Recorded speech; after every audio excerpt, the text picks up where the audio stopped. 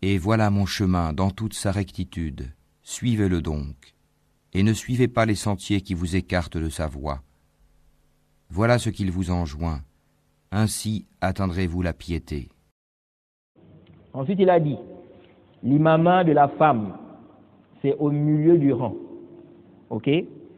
Donc une femme qui va diriger la prière des femmes. C'est de ça dont il est question ici. Parce que la femme, si la femme prie avec les hommes, elle se met où c'est? Derrière. Ok? Même si elle est seule, c'est derrière. Toïb.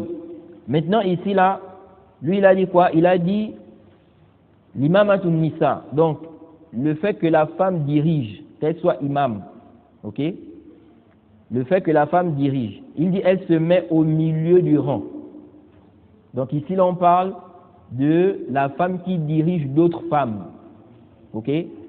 Et Ibn Qudama, dans le Mourni, au tome 2, page 149, il dit fa innaha, parlons de la femme, iza sallat bihinna, si la femme prie avec d'autres femmes, ok? Si la femme prie avec d'autres femmes, qamat fi wasatihinna. Jaïd, il dit ici, elle va se mettre au milieu des femmes, donc et non devant. Il dit la na'lamu fihi khilafan. Il dit ici, nous ne connaissons pas une divergence, n'est-ce pas, entre ceux qui ont dit que la femme peut diriger d'autres femmes. Ok? Il dit quoi? Il ne connaît pas une divergence entre les savants qui ont dit que la femme peut diriger d'autres femmes. Il ne connaît pas une divergence entre eux sur le fait que lorsque la femme va diriger d'autres femmes, elle se met au milieu, pas devant. Ok? Bon, en réalité, il y a une divergence. Il a dit ici, il ne connaît pas. Il a parlé selon ce qu'il sait. Ok? Il a dit, la na'lamu fihi khilafan. Je ne connais pas une divergence. Mais si on regarde bien, il y a une divergence. Parce que Ibn Hazm, dans le Muhalla, lui, il voit que la femme, même si elle dirige l'autre femme, elle se met devant. Ok? C'est pourquoi il dit quoi? Il dit, dans le Muhalla, au tome 3, page 137, il dit, ma na'lamu li man'iha min at-taqaddumi hujjatan aswan. Jayd. Wa hukmuha 'indana at-taqaddum amama an-nisa. Ok? Il dit ici qu'il ne connaît pas une preuve qui interdit à la femme, n'est-ce pas, de se mettre devant lorsqu'elle dirige les autres femmes. Ok? Il dit qu'il ne connaît pas un dalil. Pour ceux-là qui ont dit que la femme ne doit pas se mettre devant, il ne connaît pas un argument qui justifie l'interdiction là. Il dit donc le jugement chez nous, il est le même, n'est-ce pas, que le jugement de l'homme, c'est-à-dire qu'elle se met devant les femmes. Ok? Donc on voit clairement ici qu'il n'y a pas quoi de consensus. Et Ibn Hazm, il est avant Ibn Qudama. Ok? Taïb. Mais ce qui est sahih, ok, ce qui est juste, aller le plus avant, elles se mettent, n'est-ce pas, les femmes, lorsqu'elles vont prier avec une autre femme, elles vont se mettre à côté d'elle, de gauche à droite. Et la femme qui dirige se met au milieu. Ok? Elle se met au milieu. Et c'est ce qui est rapporté, n'est-ce pas, de certaines femmes du prophète, telles que Aïcha et Salama. Ok? Taïb. Avant d'arriver sur cette question-là, est-ce que déjà la femme, il est légiféré, il est permis aux femmes de prier en groupe, donc entre elles? Il n'y a pas de doute que la femme peut prier en groupe, n'est-ce pas, à la mosquée. Donc elles viennent à la mosquée prier avec les hommes, ok? Elles sont derrière. Ça, il n'y a pas d'ishkal dans ça. Même si c'est vrai que il y a une divergence entre les savants sur la sortie de la femme pour aller à la mosquée. Mais ce qui est juste sans aucun doute, n'est-ce pas, il n'y a aucun ishkal. Ok? Et ça, c'est rapporté, on a plusieurs textes qui mentionnent que des femmes au temps du prophète priaient, n'est-ce pas, à la mosquée. Et d'ailleurs, c'est venu dans un hadith que le prophète a interdit d'interdire aux femmes d'aller à la mosquée. Taïb. Maintenant ici là, ça c'est la prière des femmes à la mosquée avec les hommes.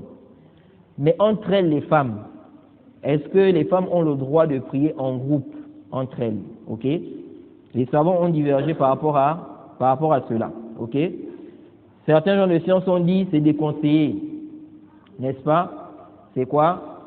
C'est déconseillé, que ce soit dans les prières obligatoires ou bien les prières surrogatoires, comme Tarawih par exemple. Donc les femmes par exemple, est-ce qu'elles peuvent prier entre elles les Tarawih, chez elles, ou bien chez une sœur? Ok? Donc certains gens de science ont dit c'est déconseillé, que ce soit dans les prières obligatoires ou dans les prières surrogatoires. Et ça, c'est la position des Hanafiya, c'est une riwaya de l'imam Ahmad. Ok? Sauf que chez les Hanafiya, ici là quand ils disent c'est déconseillé, eux chez eux c'est l'interdiction. Ok? Donc eux, ils voient que c'est même interdit. Parce que déconseillé chez les Fuqaha, qu'est-ce qu'ils visent généralement par cela? C'est-à-dire que c'est mieux de délaisser. Quand tu entends, on te dit ça c'est déconseillé, c'est détestable, c'est makruh. Ça veut dire que le mieux c'est de délaisser ça. Mais si tu fais ça, tu n'as pas le péché. Ok? Mais certains gens de science, parfois ils utilisent le terme détesté là, détestable. Ok? Déconseillé, ils visent par là l'interdiction. Ok? Donc chez les Hanafiya par exemple, c'est interdit. Ok? Taïb. Chez les Hanabila, ils disent que c'est quoi? C'est déconseillé. Non. D'autres ont dit que c'est déconseillé, n'est-ce pas, dans les prières obligatoires, pas dans les prières surrogatoires. Ok? Ça c'est une riwaya de l'imam Ahmad. Ok? Et ça a été soutenu par Sha'bi, Qatada et Nakhai. Et d'autres ont dit que la femme ne dirige même pas d'autres femmes. Mutlaqan. Ok? La femme n'est pas imam. Que ce soit imam pour les hommes, on avait déjà vu ça. La femme n'est pas imam pour les hommes. Que ce soit pour les hommes ou les femmes. Ok? Et ça c'est quoi? Le mazhab des malikites. Et ce qui est apparent de leur position, c'est quoi? L'interdiction. Et d'autres ont dit c'est préférable. Ok? De manière absolue. Si des femmes sont entre elles, il est préférable, c'est mieux qu'elles prient en groupe. Ok? Et une femme va diriger les autres. Et ça, c'est la position des Shafi'iyya. Et c'est aussi un avis chez les Hanabila.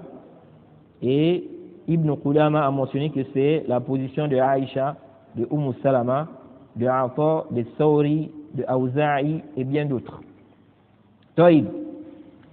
Alors, ceux qui ont dit que la femme prie, n'est-ce pas, elle dirige les autres femmes, c'est préférable. Ils se basent sur quoi? Ils se basent sur le Asar qui est rapporté par Ibn Abi Shayba, numéro 4953. Ok? D'après Hassan. أنها رأت سلمة زوج النبي صلى الله عليه وسلم تؤم النساء وتقوم معهن في صفهن. Ok? Ici là, Hassan dit qu'elle a vu Salama, la femme du prophète, diriger des femmes. Ok? Et elle s'est mise debout entre ces femmes-là dans leur rang. Ok? Donc ça veut dire quoi? Qu'elle était imam et elle était où c'est? Au milieu. Ok? Ça, c'est un asar qui est authentique. C'est Hassan li-Ghayrihi. C'est venu dans plusieurs voies. Ok? Taïb. Ça, c'est leur premier argument. Deuxièmement, ils ont dit, c'est rapporté dans le Musannaf d'Abdur Razzaq. Ok? D'après Riyata. Elle dit, Anna Aïshata أمتهن وقامت بينهن في صلاة مكتوبة. Elle dit ici là que Aïcha a dirigé la prière avec eux. Elle a dirigé leur prière. Ok? Et elle s'est mise entre eux. Ok? Donc Aïcha était entre elles, on va dire. Ok? Aïcha était entre elles dans une prière obligatoire. Dans une prière quoi? Obligatoire. Ok? Donc ils ont dit, la femme du prophète, Salama, a fait ça. Elle a dirigé des femmes et elle était, n'est-ce pas, au milieu. De même aussi Aïcha a dirigé des femmes, elle était au milieu. Ok? Ça montre que c'est quoi? C'est autorisé. Et ça montre que c'est quoi? C'est préférable. Et ce qui est apparent, c'est qu'elles ont pris ça du prophète. Elles ont fait des années avec le prophète. Si c'était interdit, comment elles vont faire ça? Ok? Diriger des femmes. Et puis se mettre, n'est-ce pas, entre elles, donc au milieu. Alors ce asar-là aussi, il est authentique, n'est-ce pas, quand on regroupe les chaînes de transmission. Alors, ça, ce sont les arguments de ceux qui ont dit quoi? Que c'est légiféré. Certains ont dit que ça a été abrogé. Ça, c'est au début de l'islam. Mais ça, là, ce n'est pas vrai. Ok? Il n'y a pas un argument qui justifie cela en réalité. Et de surcroît, Aïcha, n'est-ce pas, le prophète a consommé le mariage avec Aïcha, elle avait 9 ans. Et ils étaient à Médine. Vous voyez? Donc ça, ce n'était pas au début de l'islam. Ce n'était pas au début de l'islam. Et puis, il n'y a pas d'argument qui justifie quoi? Que ça a été abrogé. Sachant que dans certains récits, on mentionne que c'était pendant qu'elle a dirigé, n'est-ce pas, la prière aussi. C'était pendant Ramadan. Ok? Pendant donc les tarawih. Ça aussi c'est rapporté, mais il y a des problèmes au niveau de l'authenticité. Ok? Donc, ceux qui ont dit que c'est interdit. Donc là, on a vu les arguments de ceux qui ont dit quoi? Que les femmes, n'est-ce pas, lorsqu'elles sont entre elles, une femme dirige quoi? Les femmes. Ok? Ils ont dit quoi? Salam a fait ça. Aïcha aussi a fait ça. Ok? Ensuite, ils ont cité le hadith qu'on a vu tout à l'heure, mais on a vu que ça là, comme dalil, ça ne tient pas vraiment. Maintenant, ceux qui ont dit que c'est interdit, ils ont dit quoi? Ils ont dit, c'est rapporté dans le Musnad de l'imam Ahmed, numéro 25613. D'après Aïcha, قالت أن رسول الله صلى الله عليه وسلم قال لا خير في جماعة النساء إلا في مسجد أو جنازة قتيل. Ils ont dit que Aïcha a dit que le prophète a dit, il n'y a pas de bien dans la prière en groupe des femmes, sauf dans une mosquée ou bien lorsqu'il s'agit de la prière mortuaire, la prière sur le mort. Ok? L'aspect argumentatif, ils ont dit ici là, on a fait quoi? On a limité. Elle a ici infirmé le bien. Et elle a restreint cela à quoi? À la mosquée. Ou bien la prière mortuaire qui se fait avec l'imam. Vous voyez? Donc, il veut dire quoi par là? Ça veut dire que la femme, ok, là où on va dire qu'elle va prier en groupe, c'est lorsqu'elle prie avec, non, lorsqu'elle prie avec l'imam. Parce qu'à la mosquée, ça veut dire avec l'imam, ok. La prière mortuaire aussi, ça veut dire avec l'imam. Donc, ils ont dit ici, ça veut dire qu'en dehors de là, dire que la femme va prier en groupe, n'est-ce pas, avec d'autres femmes entre elles, ils ont dit non. Ok? Mais ce récit-là, il est daïf. Ok? Il est daïf, il est faible. Parce que c'est rapporté par Al-Walid ibn al-Walid. Et celui qui rapporte ça de lui, c'est qui? C'est Qasim ibn Muhammad. Il est le seul qui a rapporté cela de lui. Et aussi, Ibn Lahi'a est le seul qui a rapporté cela de Qasim ibn Muhammad, qui rapporte cela de Walid ibn al-Walid. Et Ibn Lahi'a, c'est un rapporteur qui est faible. Ça, c'est daïf. Le récit, là, est quoi? Il est faible. Ensuite, ils ont dit, deuxièmement, c'est rapporté aussi dans le Musannaf d'Ibn Abi Shayba, numéro 4957, d'après Ali ibn Abi Talib. Il a dit, La ta'ummul mar'atu. La femme ne dirige pas la prière. La femme ne dirige pas la prière. Ils ont dit, voilà, un compagnon du prophète, Ali ibn Abi Talib, il a dit, la femme ne dirige pas la prière, c'est général. Que ce soit avec les hommes ou bien avec les femmes. Ok? Mais ça aussi, c'est daïf. Ok? Parce que il y a un rapporteur qui est inconnu. Il n'a pas été mentionné, on ne sait pas c'est qui. On dit Maoula min Bani Hashim. Un Maoula parmi les gens de quoi? De Bani Hashim. C'est qui? On ne sait pas. Donc, on dit quoi? Ce n'est pas authentique. Et même si c'était authentique, ça devient quoi? On va dire, ça devient une divergence entre les compagnons. Ok? si on suppose que c'est authentique, ça devient une divergence entre les compagnons. On a Aïcha, Salama et puis Ali ibn Abi Talib. Ok? Et lorsque les compagnons divergent, n'est-ce pas, la parole d'un compagnon n'est pas un argument sur la parole d'un autre compagnon. Ok? Les compagnons entre eux, s'ils divergent, la parole d'un d'entre eux n'est pas un argument sur l'autre. Ils sont tous des compagnons. Ok? Taïb. Ça, c'est si on suppose que c'est authentique. Donc on doit chercher l'argument ailleurs. Ok? Qui va venir trancher. Mais en réalité, c'est daïf comme on a dit. Parmi aussi leurs arguments, ils ont dit que on n'a pas rapporté, n'est-ce pas, dans des textes, l'encouragement à prier en groupe pour les femmes. Ok? C'est pas rapporté que le prophète encourageait les femmes à prier en groupe. Ok? Il dit ce qui est venu, on sait, c'est la prière en groupe à la mosquée. Mais dire que le prophète encourageait, n'est-ce pas, les femmes à prier en groupe, donc entre elles, ça n'a pas été rapporté. Ok? Donc si c'était préférable, c'était une chose préférable, le prophète devait faire quoi? Devait orienter vers cela. Ensuite, ils ont dit aussi que la prière en groupe, c'est parmi les spécificités des hommes. Ok? C'est parmi les spécificités des hommes. Ce n'est pas pour les femmes. Sauf si la femme prie derrière les hommes. Ok? Mais en dehors de ça, non.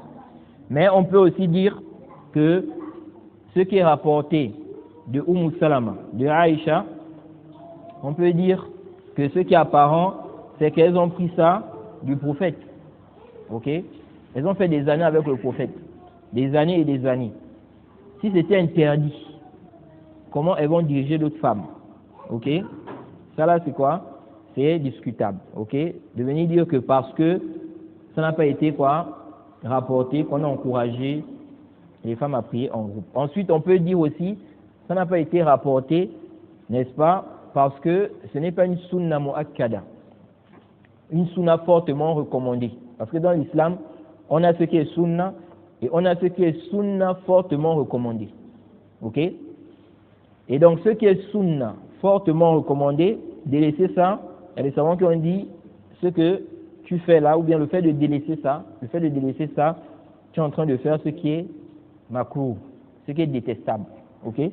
Donc, on peut dire que Naam, ce n'est pas une sunna mu'akkada, c'est pourquoi on n'a pas quoi? Le prophète on n'a pas les textes où il encourage les femmes à faire cela. Mais ça n'infirme pas le fait que ça soit préférable, ou bien, n'est-ce pas, légiférer. Ok? Taïb. Ensuite, il y a aussi un hadith que Ibn Hazm a cité. Il a cité un hadith pour prouver que les femmes prient en groupe aussi. Ok? Tout d'abord, il dit, il y a des savants qui ont dit que la femme, dans le Muhalla, au tome 2, page 169, qu'il y a des savants, il y a des gens qui ont dit que la femme ne dirige pas. Elle ne dirige pas les femmes, que ce soit dans les prières obligatoires ou les prières surrogatoires. Il dit وَهَذَا قَوْلٌ لَا دَلِيلَ عَلَى صِحَّتِهِ. Il dit cette parole-là n'a pas de preuve. Ok? Il n'y a pas de preuve qui justifie ça, que la femme ne dirige pas les autres femmes, que ce soit dans la prière obligatoire ou la prière surrogatoire. Il dit وَخِلَافٌ لِطَائِفَةٍ مِنَ الصَّحَابَةِ لَا يُعْلَمُ لَهُمْ مِنَ الصَّحَابَةِ رَضِيَ اللَّهُ عَنْهُمْ مُخَالِفٌ. Il dit en plus, ça contredit la position, n'est-ce pas, de certains compagnons dont on ne connaît pas d'autres compagnons qui ont contredit. Ok? Il veut dire quoi? C'est rapporté de certains compagnons. C'est rapporté de Aïcha, de Salama. Quel est le compagnon qui a contredit ça? Est-ce qu'il y a un compagnon? On a rapporté d'un compagnon. Est-ce qu'on a rapporté d'un compagnon de façon authentique qu'il a contredit ça? Ça n'a pas été rapporté de façon authentique. Donc il dit ici, on ne connaît pas un compagnon qui a contredit ça. Il dit wahum yushayyi'una hadha idha wafaqa taqlidahum. Ok? Il dit ici, et ceux-là, donc ceux qui ont donné l'autre avis, donc l'avis contraire là, souvent, n'est-ce pas, ils propagent que telle position, c'est la position de certains compagnons. On ne connaît pas les compagnons qui ont contredit. Ok? Donc il veut dire quoi? Il veut dire ici que, mais ici là, ils n'ont pas appliqué ça. Et Ibn Hazm, il a souvent cette méthodologie-là. Lorsqu'il réfute, il va réfuter, il te réfute en fonction de ta méthodologie, en fonction de ta façon de faire. Oui. Par exemple, si toi, souvent dans des masaïl, tu dis, ça c'est la position de certains compagnons. On n'a pas vu un compagnon qui a contredit. Souvent tu fais ça. Maintenant sur une mas'ala, s'il voit que tu ne fais pas ça, si c'est la même situation, il va te refuter avec ça. Il va te dire voilà, il y a des compagnons qui ont fait. On n'a pas vu aussi des compagnons qui ont contredit. Ici là tu n'as pas appliqué ça. Ok? Ici là tu n'as pas appliqué. Et il fait souvent ça beaucoup, surtout avec les malikites, lorsqu'il refute les malikites. N'est-ce pas? Et ça te montre que cet homme-là, il avait beaucoup de science. Parce que celui qui est capable de faire ça, c'est celui qui connaît bien, n'est-ce pas, la méthodologie, les arguments des autres savants là. Ok? Ensuite, il a dit quoi? Ensuite, il a dit بل صلاة المرأة بالنساء داخل تحت قول رسول الله صلى الله عليه وسلم إن صلاة الجماعة تفضل صلاة الفجر ب27 درجة. Donc il a cité le hadith qu'on a vu là. Il dit, il y a même la preuve qui montre que les femmes peuvent prier en groupe. Il dit, la prière en groupe des femmes, ça rentre dans le hadith où le prophète a dit, la prière en groupe est meilleure de 27 degrés que celle effectuée quoi, seule. Ok? On a vu que certains ont pris ça comme argument, mais on a vu que ça ne tient pas. Ok? Donc en conclusion, qu'est-ce qu'on peut dire? Allez, le plus savant, on dit que les femmes, si elles sont entre elles, elles prient en groupe. Ok? Elles prient en groupe. Et la femme se met où? Au milieu. Ok? Elle se met au milieu. Certains ont aussi cité le hadith où le prophète a dit khayru sufufi rijal awwaluha wa sharruha akhiruha. Ok? Wa khayru sufufi nisa akhiruha wa sharruha awwaluha. Dans le Sahihain. Ils ont dit aussi, ça prouve que les femmes prient en groupe. Parce que le prophète a dit quoi? Il a dit, le meilleur rang des hommes, n'est-ce pas, c'est le premier rang. Et le pire des rangs des hommes, c'est le dernier. Et le meilleur rang des femmes, c'est le dernier. Et le meilleur rang des femmes, c'est le dernier. Ok? Et le pire, c'est devant. Ok? Donc, ils ont dit ici, là, on a dit khayru sufufi nisa. Khayru sufufi nisa. Le meilleur rang des femmes. Ça veut dire que les femmes aussi peuvent prier. Elles peuvent prier en groupe. Ok? Mais ça, là, c'est vraiment discutable. Avec ce hadith-là, ce qui est apparent, le prophète ici parle de lorsque les femmes prient avec les hommes. Ok? Lorsque les femmes prient avec les hommes. À ce moment-là, n'est-ce pas, leur premier rang, c'est le pire. Ok? Et le dernier, c'est le meilleur. Mais entre elles là-bas. Parce qu'il y a aussi une sagesse. Le dernier rang des hommes, il est plus proche du premier des femmes. C'est pourquoi ça a été qualifié de quoi? De pire. Ok? Et ça prouve aussi que les femmes priaient derrière les hommes. Ok? C'est pourquoi en réalité la sunna dans les mosquées, quand on construit les mosquées là, c'est que les femmes prient derrière les hommes. Ce n'est pas qu'elles ont une salle à part. Ok? Beaucoup de gens aujourd'hui, on va dire presque, on va pas dire toutes les mosquées parce qu'il y a des mosquées où tu trouves les femmes sont derrière. Mais presque toutes les mosquées, la majorité des mosquées, vous allez voir quoi? Les femmes ont un endroit spécial. Ok? Elles ne sont pas dans la même salle avec les hommes. Mais ça, là, en réalité, ce n'était pas au temps du prophète. Au temps du prophète, les femmes étaient dans la même salle avec les hommes. Mais elles étaient où c'est? Derrière. Et parmi les preuves, ce hadith. Parce que le prophète dit ici que le pire, n'est-ce pas, des rangs des femmes, c'est le premier. Pourquoi il dit ça? Parce que c'est plus proche des hommes. Mais avec ça, le prophète n'a pas mis une barrière. Parce qu'il y en a qui ont dit non, c'est à cause de la fitna. Aujourd'hui, il y a les fitna. Hein? Il y a les fitna, les hommes vont chercher à regarder les femmes là. La fitna, ce n'est pas aujourd'hui que ça a commencé. La fitna là, c'est depuis l'époque du prophète. Vous connaissez le hadith de Fadl. Fadl, parmi les compagnons du prophète, au Hajj. Ça, c'est même parmi les arguments des savants qui ont dit que couvrir le visage, ce n'est pas une obligation pour la femme. Ça, c'est un long débat là-bas, entre les savants. Dans le Sahih, Ford, ce compagnon-là, pendant le Hajj, il a vu une femme.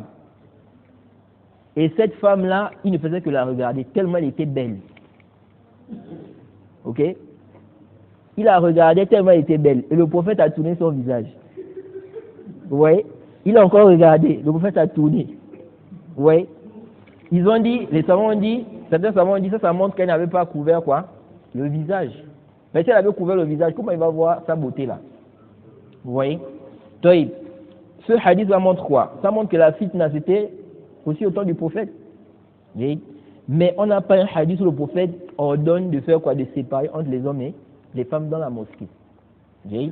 C'est pourquoi, parmi les mafasid, parmi les mots de cela, le fait de fermer là, c'est que parfois il y a des choses qui se passent là où il y a les hommes, les femmes ne savent pas parce qu'elles ne voient pas l'imam.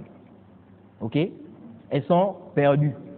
L'imam va aller par exemple, n'est-ce pas, en soujoud. Il a lu par exemple un verset, n'est-ce pas, sur la prosternation. Donc quand on lit ça, on se prosterne. L'imam est allé en soujoud. Eux, ils pensent que l'imam est allé où c'est? Au rukou. Parce qu'elles ne voient pas l'imam. Vous voyez? Donc ce qui est bien, c'est quoi? C'est que les femmes, n'est-ce pas, soient derrière les hommes. Ok? Et puis on explique. Comme on dit, il y a des fitanes. Les gens disent non, il y a des fitanes. Ce sont les gens qui doivent se conformer à la religion. Ça, c'est la sunna. Bon, maintenant, toi, tu viens à la mosquée. Quand tu viens à la mosquée, là, tu viens pour prier ou bien tu viens pour regarder les femmes? Oui. Donc, c'est à toi maintenant de te rectifier. Moi, je ne vais pas changer la sunna à cause de quoi? À cause des gens qui sont devenus faibles ou bien des gens, n'est-ce pas, qui ne veulent pas appliquer ce qui est quoi? Ce qui est recommandé. Ok? Mais, on peut dire aussi qu'il peut y avoir des cas où les femmes se retrouvent dans une salle. Ok?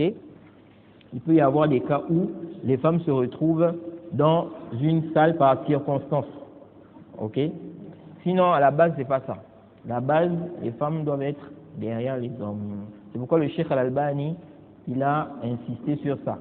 Que les femmes doivent être derrière les hommes et non séparées avec un mur. Non. Et quiconque fait scission d'avec le messager, après que le droit chemin lui est apparu, et suit un sentier autre que celui des croyants, alors nous le laisserons comme il s'est détourné, et le brûlerons dans l'enfer. Et quelle mauvaise destination!